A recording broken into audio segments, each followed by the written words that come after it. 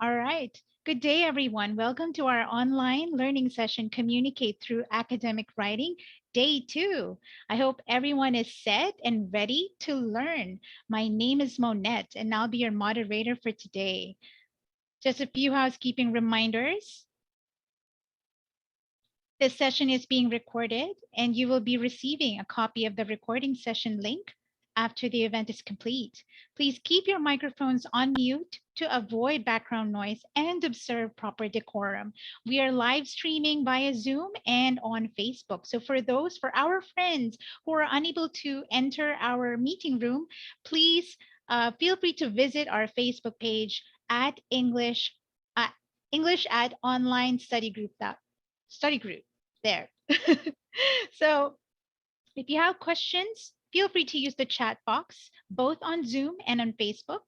E-certificates will be definitely sent out. Just allow us a few business days to send it and wait for the request form link, which I will be posting shortly before we end our session. Let's learn and have some fun, guys. All right, we have about 60 minutes for this session.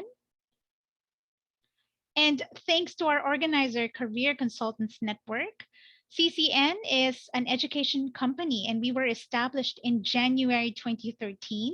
Our main focus is to deliver products and services both for local and international students. Some of our services are heavily focused on study abroad Australia, and this is also made possible through our representation of BADA Philippines and partnerships with over 200 universities down under. So for those also who would like to study, migrate, or work to other countries, and you'd like to take your Pearson Test of English academic, we provide the review as well. So feel free to reach out if you have some needs for that. CCN is also an London Chamber of Commerce and Industry Center here in the Philippines, offering international qualifications, and an authorized vendor of Pearson Online English, which you will be learning more about today. And for those who are also interested in extending their language development to Korea, we have a partnership as well with Sejong University. And lastly, for those who are still at the beginning of their professional career and would like to level up, please inquire about virtual internships partnered with Australian internships. There you go. Now, I'm super excited and ready because it's such another wonderful Thursday. And I'm honored to introduce our guest presenter, Mr. Mark Flores.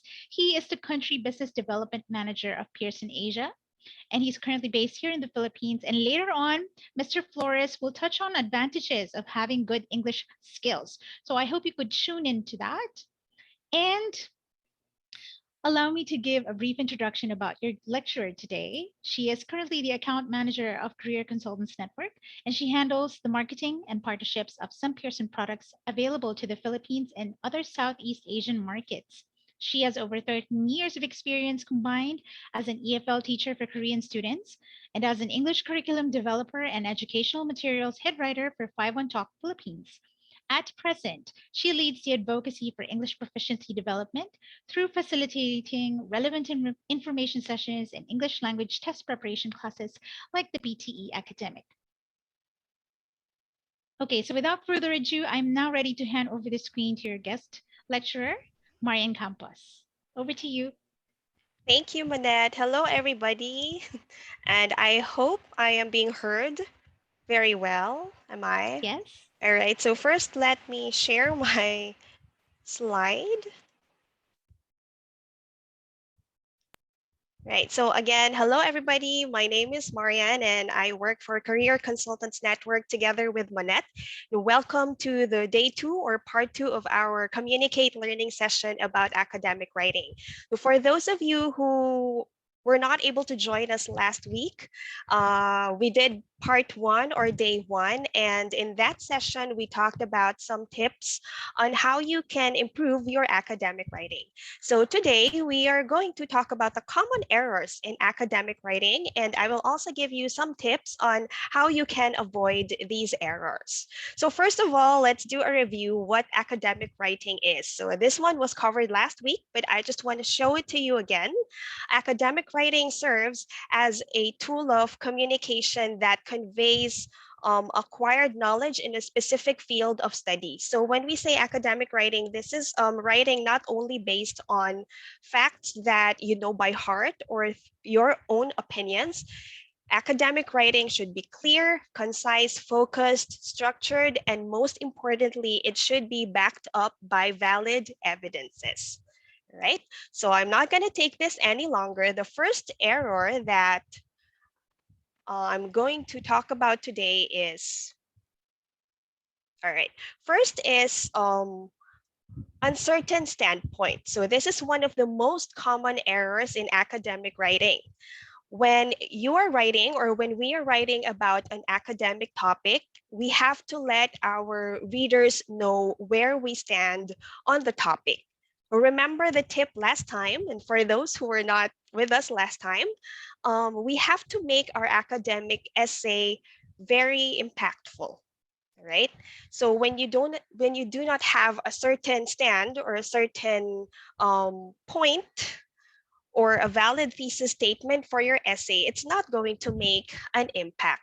So you have to make clear what your argument, your opinion, or your position is, and make sure that you can provide your reader some valid indications of why your arguments are on point, right? Let's see the example here. So let your readers know where you stand on your topic. This is very, very important, especially for academic essays, wherein you have to choose between something over something else, right? Now, for example, your context is this. You're going to talk about which you think requires more financial support from the government. Is it the health sector or is it the education sector?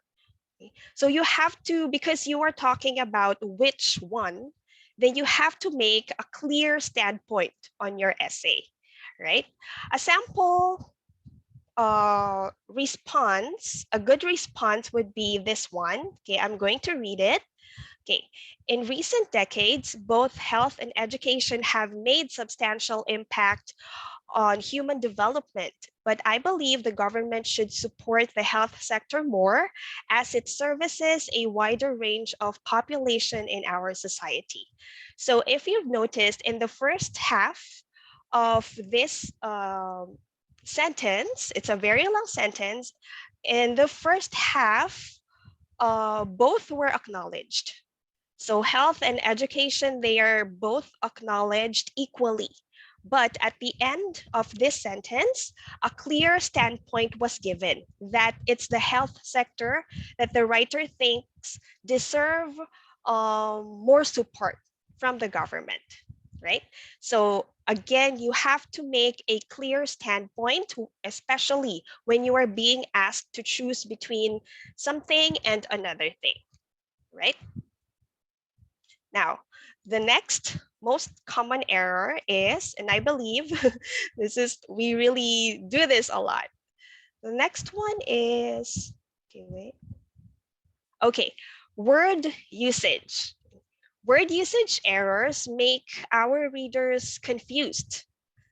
So, when we don't understand what we are reading, we tend to reject everything right away, even if we actually haven't read the whole first paragraph, right? When we read the first sentence,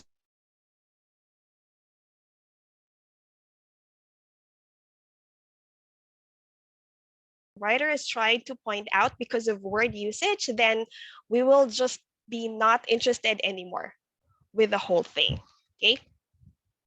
Now, the first word usage problem that we commonly encounter is the writer's wrong choice of words, all right?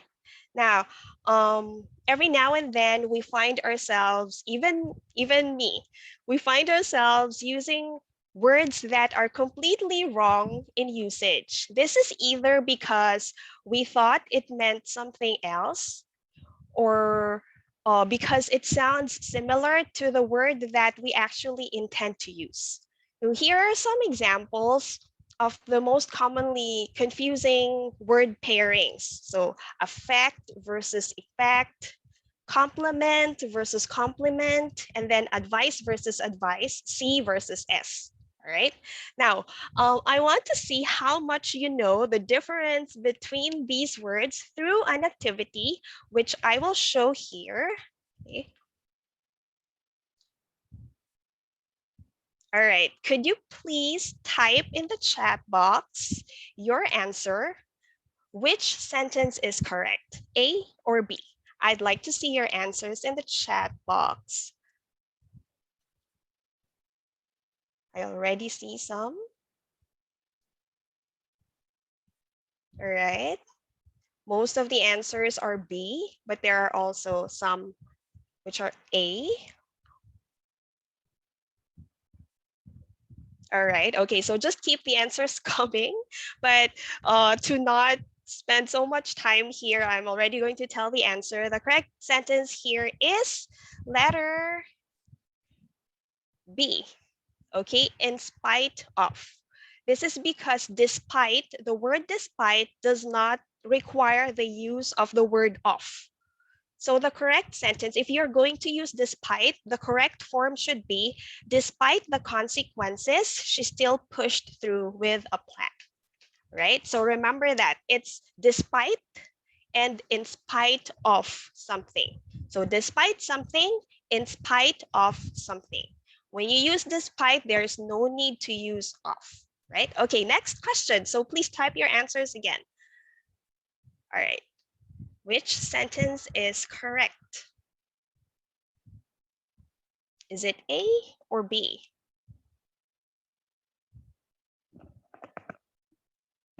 Okay, I see a mixture of answers, but more this time. Okay, more A.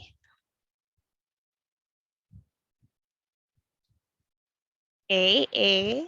Okay, the correct answer here is actually letter A. Advice with letter C. All right, this is because advice with letter C is a noun, and advice with letter S is a verb. But in this sentence, I need your advice. So I need something. Something should be a noun. So the correct word should be advice with letter C.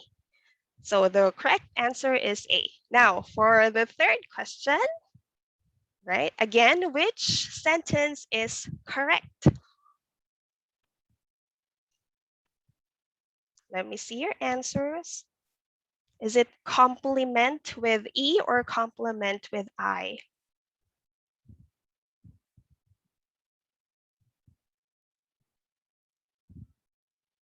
Okay, the correct answer here is letter B. The waitress gave me a nice compliment with the letter I. Okay, so compliment with letter E means something that completes or matches something else.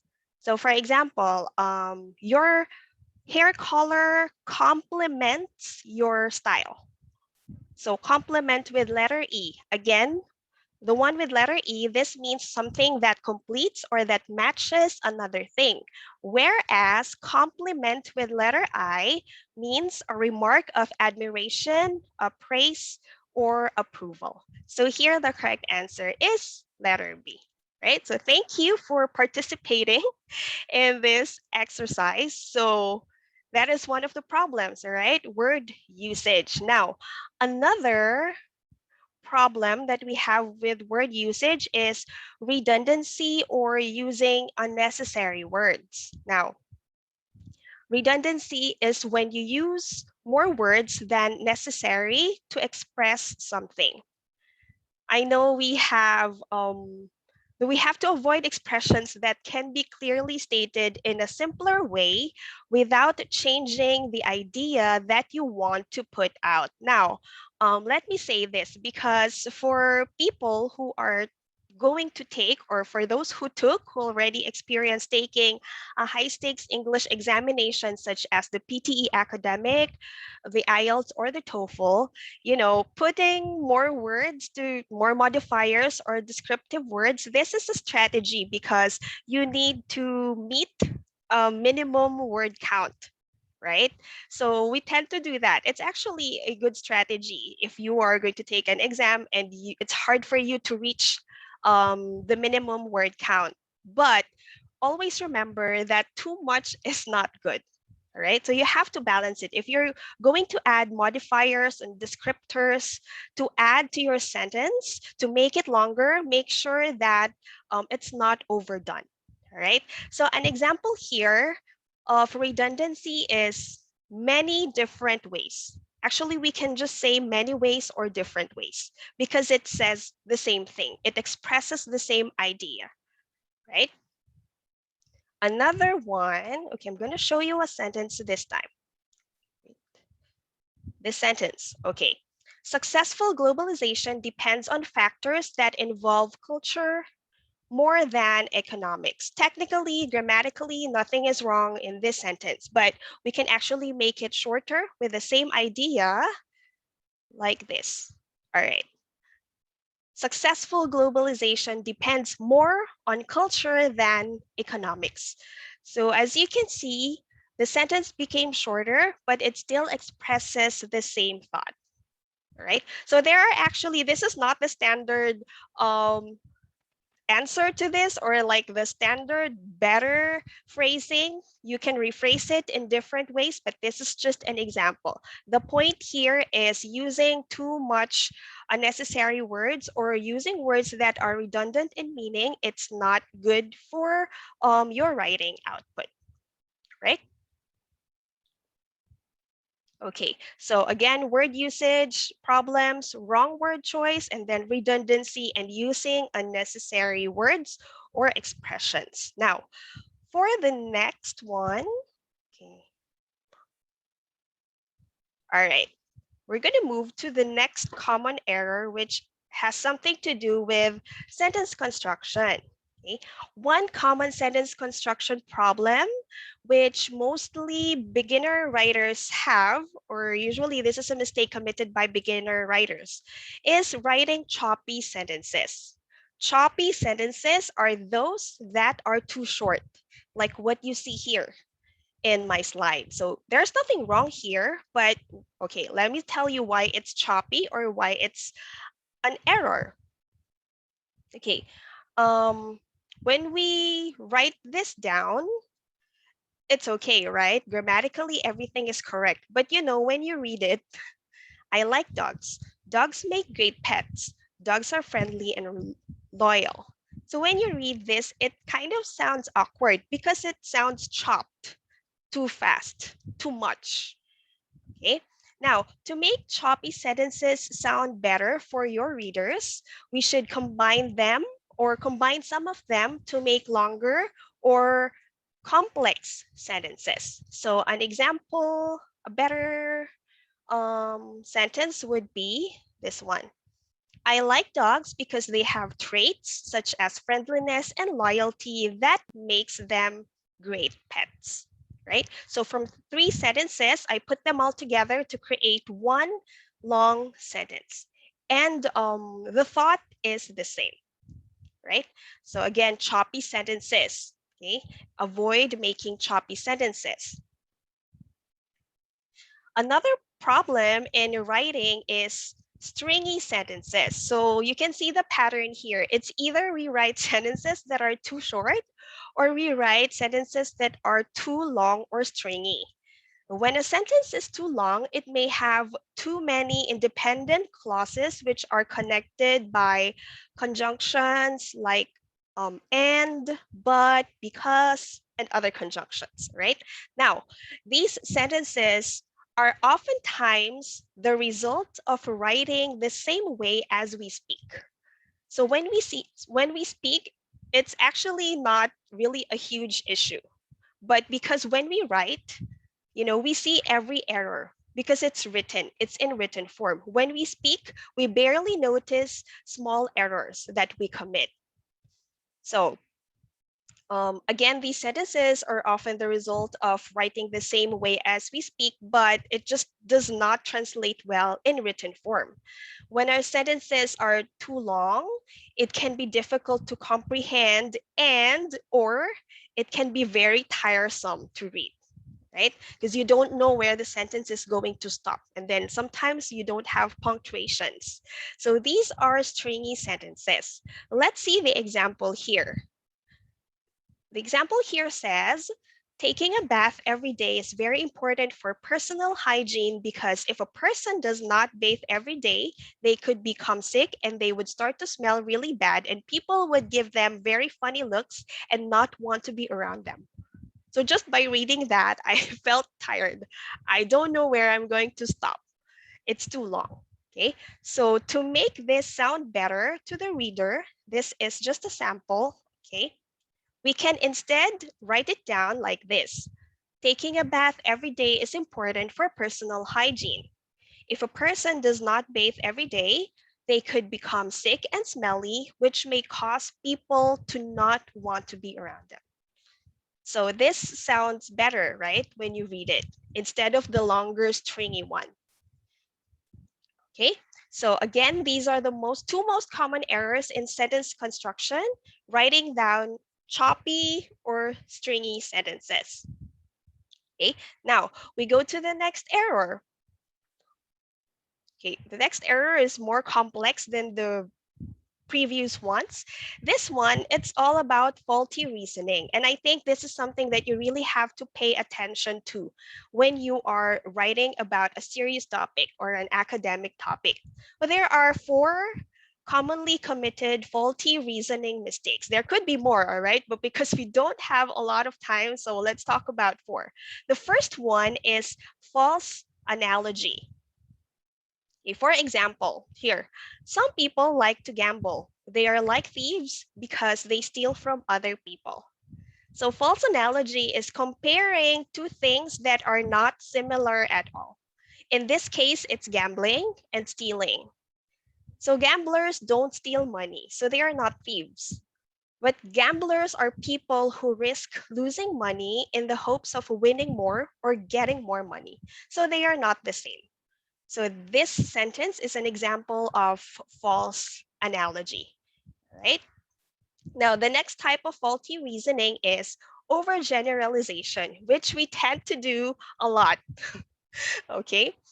Obviously, overgeneralization is stating that something is true for all, when in fact or in reality, it's only true for some.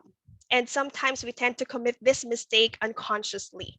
All right. So, for example, saying teenagers are reckless. This is overgeneralization because not all teenagers are reckless, right? If you are a teenager, you may protest this statement. Okay. So, to avoid overgeneralization, we can use modifiers such as rarely, some, almost, hardly, and many other modifiers. Okay. So, we can just say some teenagers are reckless instead of overgeneralizing that all of them are reckless, right? Okay, next type of faulty reasoning is, okay, irrelevant arguments, such as, okay, I do not think politicians embezzle money because they are already rich. So why is this faulty reasoning? It's because these irrelevant arguments are reasons that do not relate to the opinion. As we all know, not because somebody is rich means that he or she is not capable of embezzling money. So this is an irrelevant argument. It's giving a reason that does not relate to the opinion. Okay? Now, the last type of faulty reasoning that I will cover here is the use of begging questions. So this is probably something that you've heard for the first time. So what is a begging question? Okay. This is begging question. Okay. When you give a reason for an opinion which only repeats or restates the same idea, you are begging the question. Because if you look here, stealing is wrong because it is immoral. Actually, this is true. This is correct, right? But why is it considered a type of faulty reasoning? Again, it's because you're just like stating the same thing. Stealing is wrong because it's immoral. Obviously, stealing is immoral. So to avoid faulty reasoning, by begging the question, you can instead state why stealing is wrong or immoral. For example, okay, you can instead say that stealing is immoral because it deprives others of their hard-earned possession. So if you put it out this way, you see that it makes your statement more substantial, right? More impactful. Again, we have to make our writing output impactful. So instead of just saying that stealing is immoral, which is very obvious, just talk about why it is immoral. It will give your writing output more substance, right? So those are the 4 types of faulty reasoning. All right, now we come to the last part of my talk and the last part of your essay, which is the conclusion, right? Now, first of all, we should avoid inconsistency between our introduction and conclusion, right? Make sure that your concluding statement matches the idea that you presented in your introduction so that you can bring your reader to a full circle. Remember, it should match. So from your intro, when your reader goes down to your conclusion and then they go back again to the intro, they can see the connection. So it has to be consistent. So when you are writing down after you're done writing your conclusion, you have to go back to your introduction and check if the ideas match, right? Another problem is having repetitive statements. So we have to be careful when we are trying to reiterate important points from our introduction or from the body of our essay, because there is a fine line between using consistent language and keywords versus simply copying or repeating. So you have to try to find effective ways to reword your ideas by learning more synonyms, collocations, and other rephrasing strategies or techniques. There are much more. Or better yet, just avoid summarizing your points in your conclusion, because there are many ways to end your essay with more thought-provoking ideas, right? Okay, lastly, do not put out new information in your conclusion, because introducing last-minute ideas can, of course, confuse your readers, leaving them wondering why you are saying these things just now, when you could have presented these facts earlier on in the body of your paragraph or of your essay. And if you also do this, it will give your readers an impression that you do not have good organizational skills, right? So again, this is the last one, ineffective ending. So avoid these things when you are writing. All right. I know there's still so much to learn about all these things, but for now, this is all the time that we got.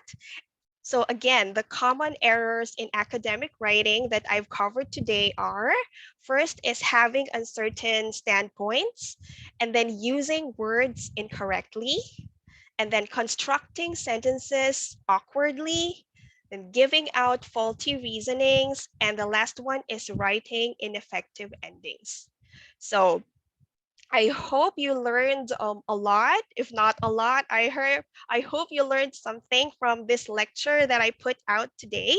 And like what we've said last time, one of the best ways to actually improve your English proficiency in general is to look for reliable sources that can help you develop that English skill or English proficiency. And to tell us about a certain product, some of you may have already heard about this last time, but please stay because we're going to present it differently this time.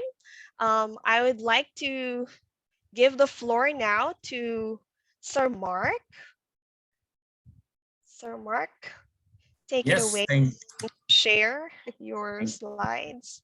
all right. Thank you, Marianne. Good afternoon or good morning to everyone. If there's anyone here that's more than 2 hours behind Manila.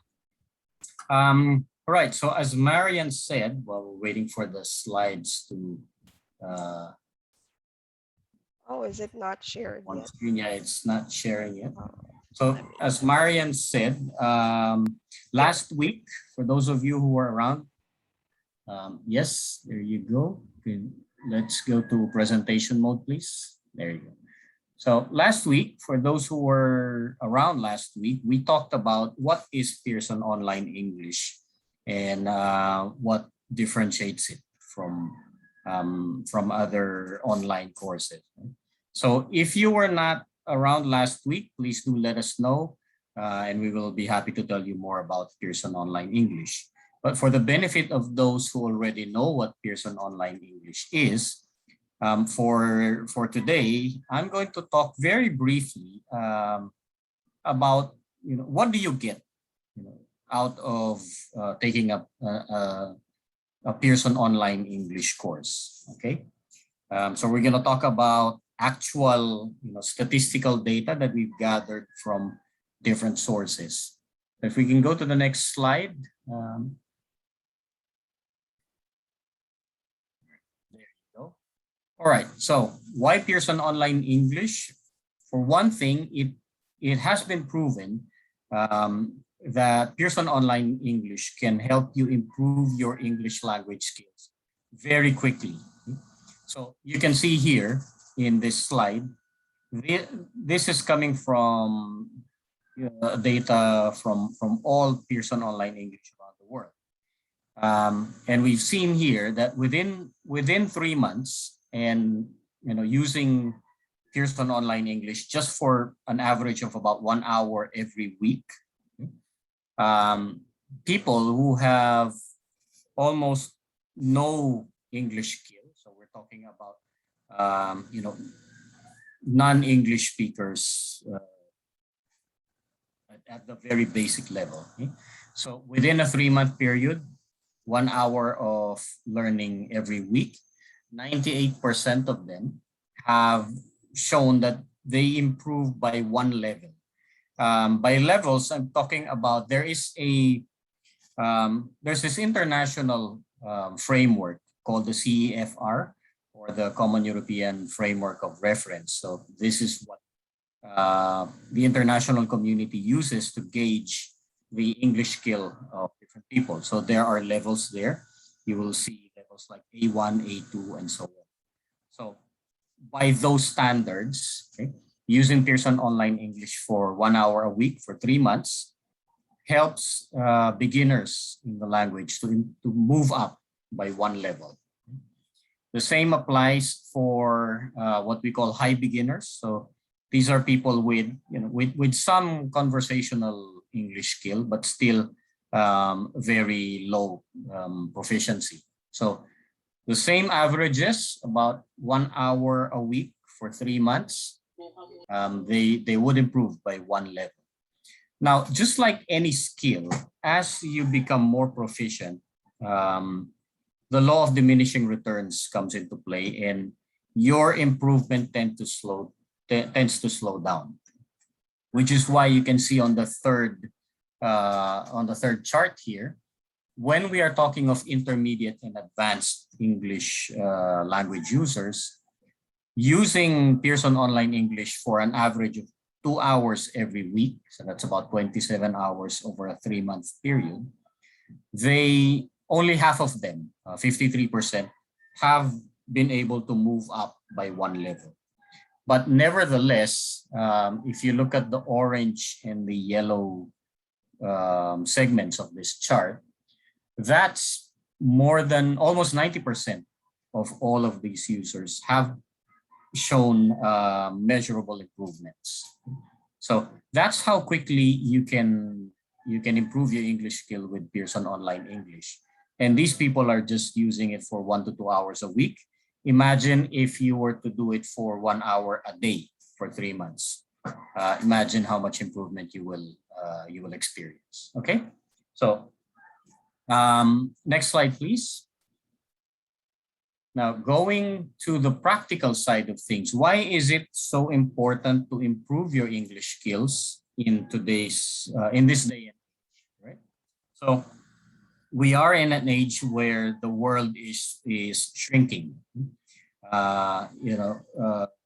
Everything is going globalized, and especially since the pandemic, everything is happening remotely, which sometimes has the advantage of you being able to find work with a company that's based in a whole different country.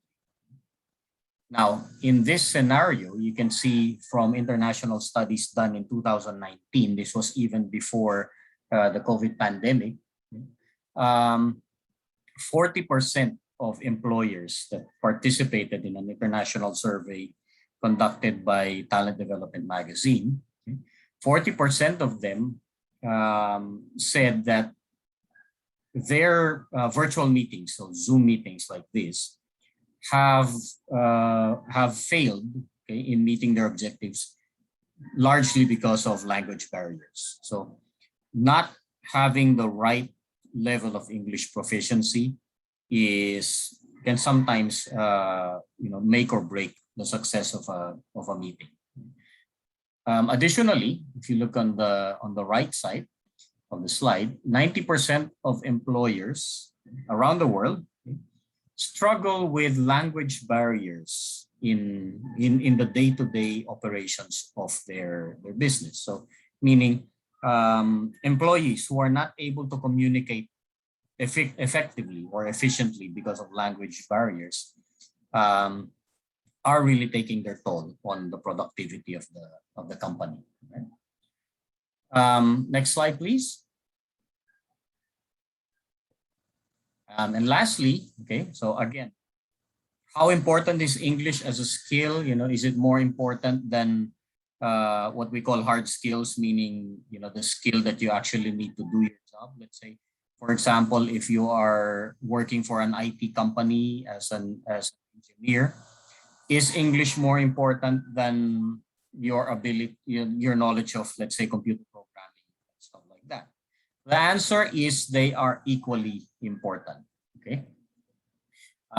If you look at these figures, okay, 79% of CEOs around the world, okay, according to a study made by PricewaterhouseCoopers, 79% of CEOs see key skills, okay, soft skills, as a major advantage or disadvantage to your company. So if you have employees that have the right soft skills, you have an advantage. If you don't have those employees, you are at a disadvantage. Okay? Now, what are these soft skills? Essentially, soft skills are skills that are applicable to any trade. Okay? So they're not necessarily, as differentiated from hard skills. Soft skills are applicable regardless of what line of work you are in. Typical of these are like leadership and management skills. Okay? And according to learning and development professionals, okay, 57% of them say that learning and management skills are one of the top priority skills. You have their creativity and problem solving. And you can see there 40%, so coming in at a very close third, is communication skill, which again translates to your ability to speak the international language, which is English. Okay?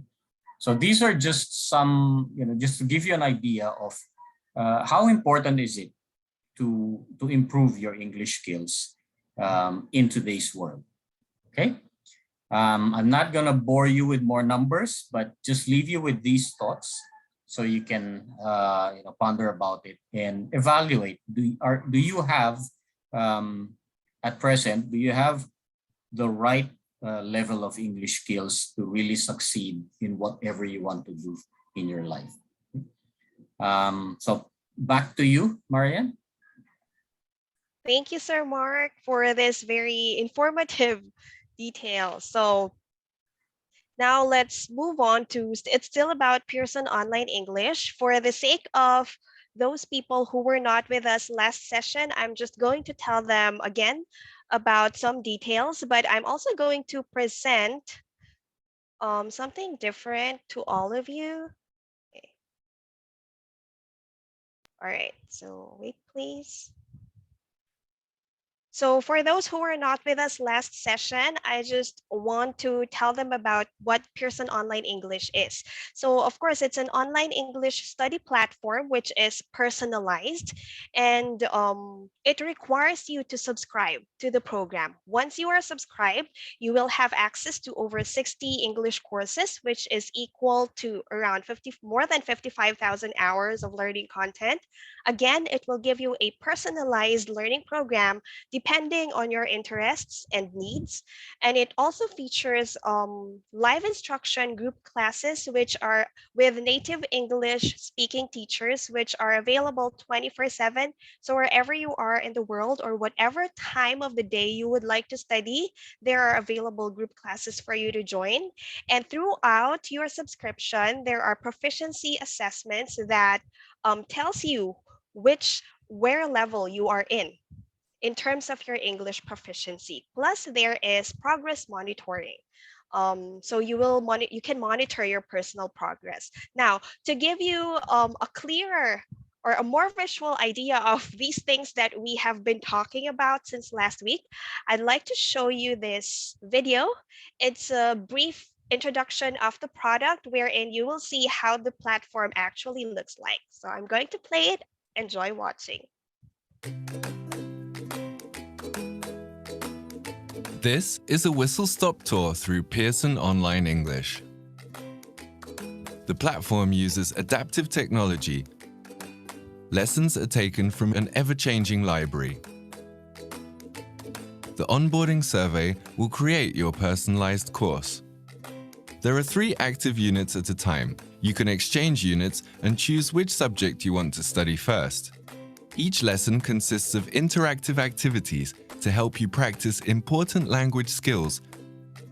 The course consists of 4 sections: units, practice, live instruction, and performance. What makes Pearson Online English a premium product is our strong focus on business and work. Our personalized courses with 100% authentic content, our live instruction combined with the assessment and reporting. Furthermore, our content is updated daily and can be experienced in our mobile app. You can join live instruction sessions to practice and improve your listening and speaking skills. Group sessions are held every day of the week for every proficiency level. The tutors are all native English speakers. The topics of the group live instruction sessions are based on the units. The course also includes an offer of one-on-one tutoring with certified native English speakers at additional cost. I'm learning, so I think that's great. You can track your progress, view your current level, and see how it correlates to well-known standard proficiency scales, such as the Global Scale of English or the CEFR. Pearson Online English includes the mobile app, our strong focus on business-related skills, and daily updates with 100% authentic content and optional live instruction. So there you go. I hope this gave you a better understanding of what the program is and what it offers, what is inside. So again, okay, for those who are not with us last time, one of your questions will probably be, how much does it cost? Right. So, okay. Currently, Career Consultants Network offers 2 subscription types for Pearson Online English. So we have the 3-month self-study access, which is Priced at regular price is at 90 USD. If you were from the Philippines, if you're subscribing from the Philippines, where we are from, we will give it to you at 4,500 pesos. But please take note that this is on a limited time offer. And then we also have the 6-month teacher inclusive access priced at 345 USD. If you're in the Philippines, if you're subscribing from the Philippines, we're going to give it to you at 17,400 Philippine pesos. So what is the difference between the 3-month and the 6-month access?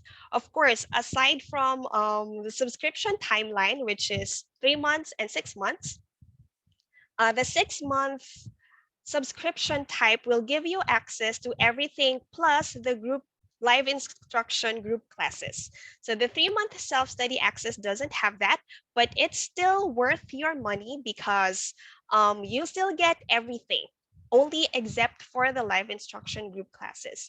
And what's better is that right now we are giving the 3-month self-study access in a special offer of a discounted price of only 50 US dollars, which in Philippine peso, this is 2,500. All right. So let's see here. If it's $50 or if it's 2,500 pesos in peso, and it's good for 3 months. Let's say you have 90 days of access, okay, 3 months. So 30 days each month. So let's say you have 90 days of access. Let's divide 2,500 into 90 days. So if you divide that, you will see that in a day, your subscription costs less than 30 pesos. And in US dollars, that is less than $1. So just imagine you can learn so much because once you're subscribed for the 3-month or the 6-month timeline, you can use it as much as you want. You can study as much as you want. So with our special offer for this discounted price, it well, you're subscribing for less than 30 pesos a day for everything. That is less than $1 a day for everything, all of the content of this platform. All right. So there's more to that. Just like what we've offered last time, um, our first subscriber from today's Communicate session will even get the chance to have 2 exclusive writing sessions care of Career Consultants Network if you purchase your subscription until tomorrow, August 20, 2021. So I understand that you may still want to know more about this product. And so, but we don't really have much time to discuss that today, but you can reach me at marian@ccnau.com if you'd like to know more, if you have more questions about Pearson Online English. And I'd like to encourage everyone to please follow our social media platforms, English Online Study Group by CCN on Facebook and Pearson Online English _CCN at Instagram, because we regularly give updates. If we will have another, probably we will post it on our social media pages. So I guess I'm going to give it back to Mo. Mo, back to you. Thank you, Marian, for that very wow, wonderful session. I hope everybody learned. Those who are tuned in on Zoom and those who are tuned in on Facebook, I hope you're still there. All right, so we are just going to run through a few questions. I cannot accommodate all, so let me now go ahead with our first question.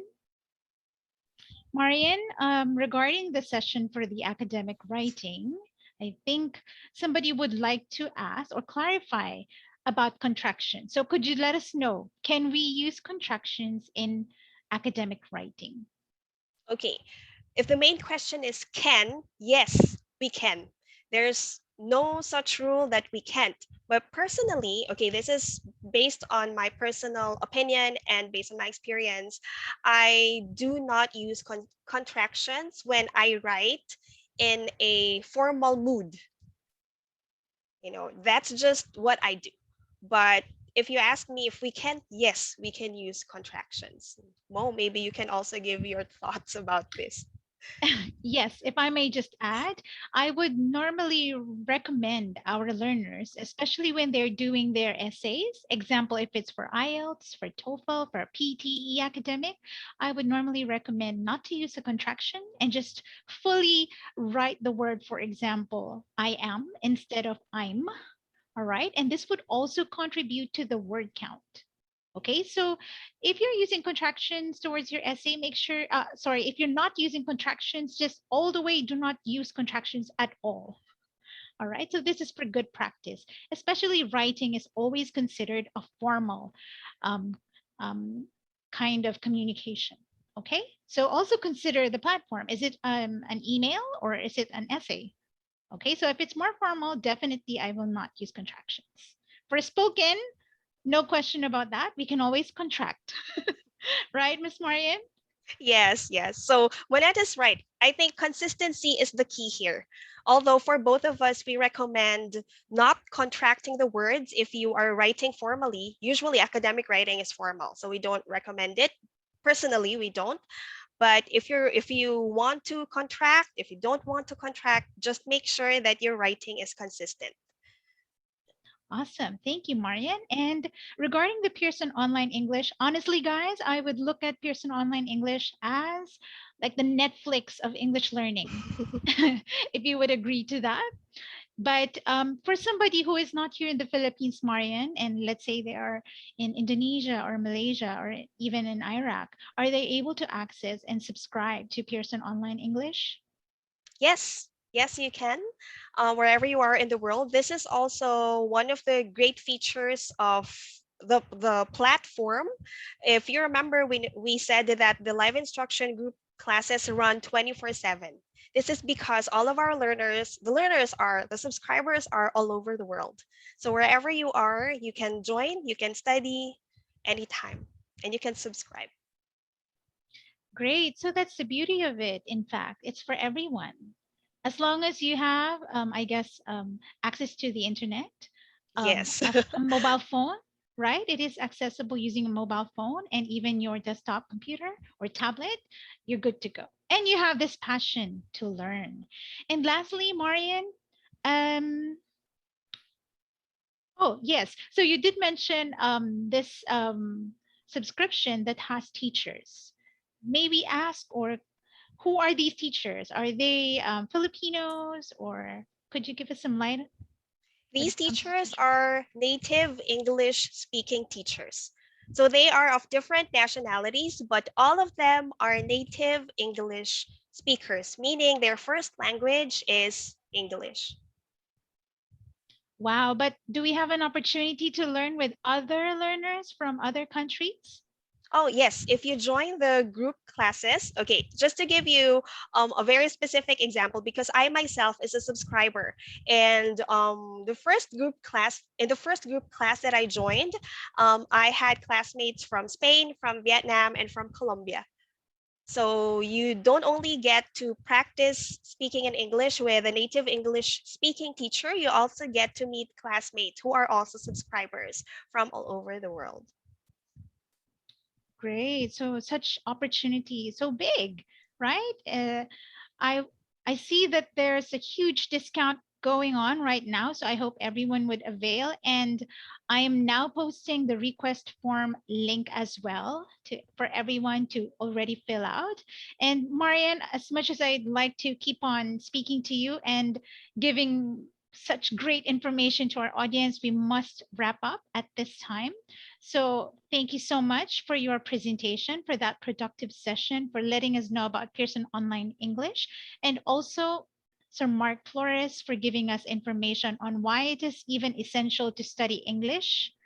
Thank you for the statistics. That's very valuable for us. Not everyone knows or give light to this information. So for our for the audience who is part of the faculty or um, interested in knowing these data, let us know. But definitely don't worry, you'll be receiving a copy of this recording for reference. So we are now wrapping up the session. Thank you, everyone, to those who came in very early. And for those who weren't able to join Zoom, do not worry because you saw the same exact session. And just wait for the e-certificate link in the chat function, especially on Zoom because I'm still speaking, so I can't post it now. But I'll definitely put it there.